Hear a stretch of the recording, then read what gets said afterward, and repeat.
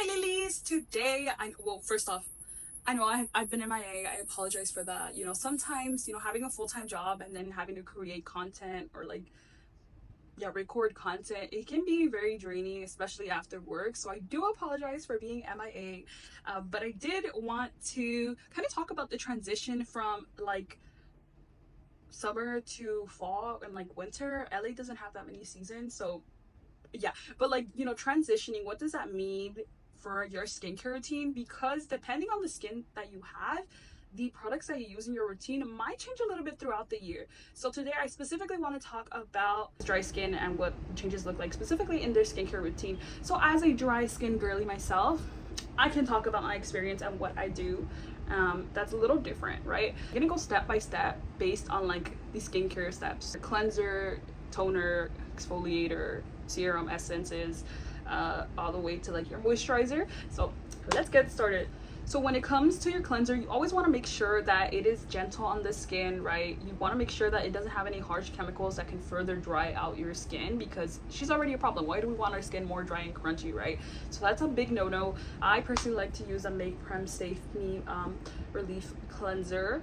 It has a super name. It's a cleansing foam. I really enjoy this cleanser. It's honestly, I think it's better than the Cosrx low pH Good Morning cleanser. I think the only reason why it's better is because it's a little more gentle and it's boycott friendly. So if you're looking for a cleanser that is boycott friendly, not funding a, you know what, yeah, look no further. She's one of my favorites.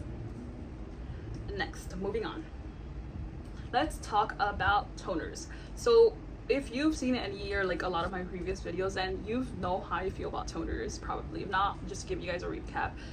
As somebody with dry skin, I feel for the longest time, toners was not necessary.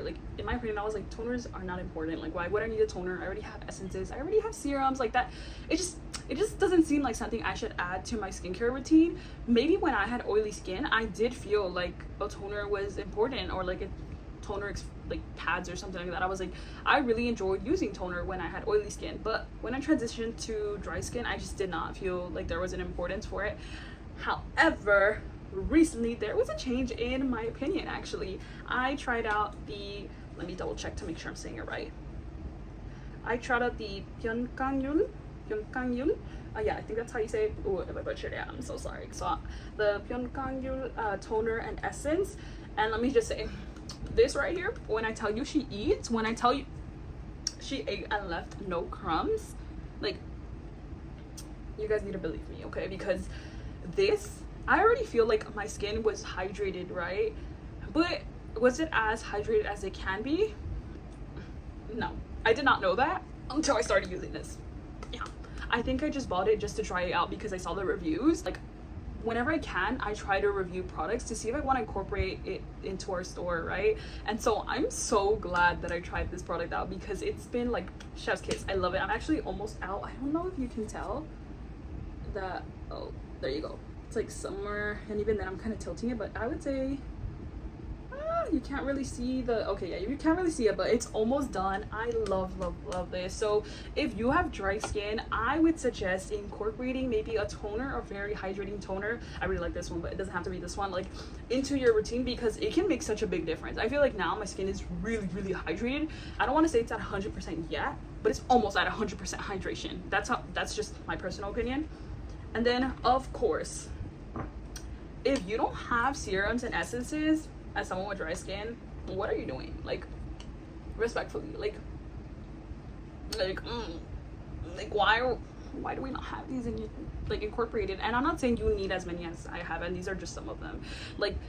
It's just maybe one or two or something, right? Because they're so important to add hydration into your skin, right? We don't want to be looking crusty. We don't want to have crusty skin. And not only that, but sometimes when we have dehydrated skin, that's what makes those fine lines appear. So if you're trying to slow down aging, let's stay hydrated. Let's be very mindful. Let's be very considerate. Let's be very demure and be considerate of our skin, right? Just like how we apply sunscreen, we want to be mindful and apply hydrating products. We want to be demure about it, okay? Yeah, I love jewels, by the way. But anyways, yeah, so I'm gonna start off with one of my favorites, which is also boycott friendly. You already know, Skin 1000 for these Madagascar Centella Asiatica. I love this. It's 100% Centella Asiatica, which I like.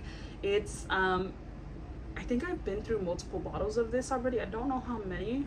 I want to say maybe more than 4, but it's been a while already since I started using it, so I can't remember. I even have a backup like in my restroom, like ready to go, so that if this runs out I have another one. But I really like Centella Asiatica because it has so many amazing benefits, and I actually have a whole video talking about all like the benefits that Centella Asiatica has. So if you're interested, feel free to watch that video. I might even link it. It's in our acne series, and Centella Asiatica is also very hydrating. It's something that I use maybe like 3 to 4 times a week in my routine. Once again, chef's kiss. I feel like I've made so many videos on this specific product that I don't want to talk about it too much. So this is just an example of a serum you could incorporate into your routine. We used to have it available, however it's sold out, so I do need to restock her. But once again, another great ingredient to add hydration into your skin. Next, we're going to be talking about snail mucin. Snail mucin for me is something that has worked for years already. I feel like I'm a big believer, if something is working for you, like these have worked for me for a while, then there is no reason to stop using it or like find something different unless it's better. If it's better, go for it. Like replace her, okay? Like replace her right away. But in this case, like I love snail mucin. Like snail mucin, she's that girl. She's the it girl in my routine, I would say. When I stopped using snail mucin, I feel like I was able to notice a difference, and it wasn't a positive difference. I feel like my skin was maybe not dry, but just not as hydrated as it could be. So I feel like I could tell the difference between using it and not using it.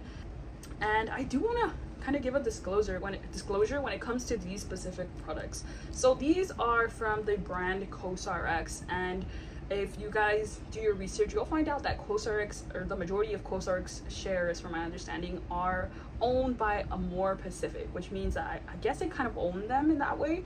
And if you do research as to who has investments in Amore Pacific, and like I guess who's kind of running Amore Pacific, you'll see that they have ties to Is Not Real, and somebody can fact check this information. It was really hard to find. There's not that much info when it comes to a lot of Korean skincare brands, just to know, right?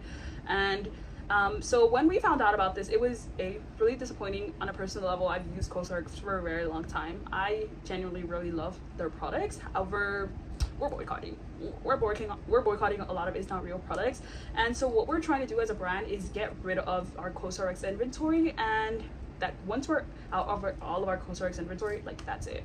We're not gonna be adding any more CosRx product to our store because it just doesn't align with our values. And so I personally, as a founder, I was like, I don't feel comfortable selling products that are linked to Metaside. Like I just don't feel comfortable profiting off of like people dying. So instead, I decided that we are going to donate all the profits of the CosRx product. So every time you purchase a CosRx product from our website, we will be donating the profits to a family who's trying to get out of Palestine. I think even right now we might start donating to other families who are maybe in Lebanon, because now it's, yeah, I don't want to get too much into it, guys, but yeah. So I do want to say, if you're looking to incorporate an ingredient, right? I love snail mucin. It doesn't have to be from this brand. Of course, if you want to support us, please feel free to check out, our website. The profits go to families in Palestine and even possibly Lebanon. So keep that in mind. If not, it's completely okay. There's a bunch of other brands as well that have great snail mucin. I believe Peach Slices is more on the affordable end as well. And I think there's Jumiso, don't quote me on that. And I also have a bunch of like videos previously that I made talking about dupes, so feel free to check that out. With that being said, these are just some of the products that you could incorporate and ingredients you could incorporate into your routine when you're transitioning from summer to fall, like slash winter for LA. I also did want to mention, oh my god, I almost forgot, moisturizer. I don't know how I forgot, but when it comes to moisturizer, I cannot use a regular like moisturizer during the winter. That does not work for me. I need to use something that's like 2 times stronger. That just comes to mind, which is in the boycott list, but just to give you guys an idea, is Asturo. I think it's the Asturo Relief Barrier Cream, something like that.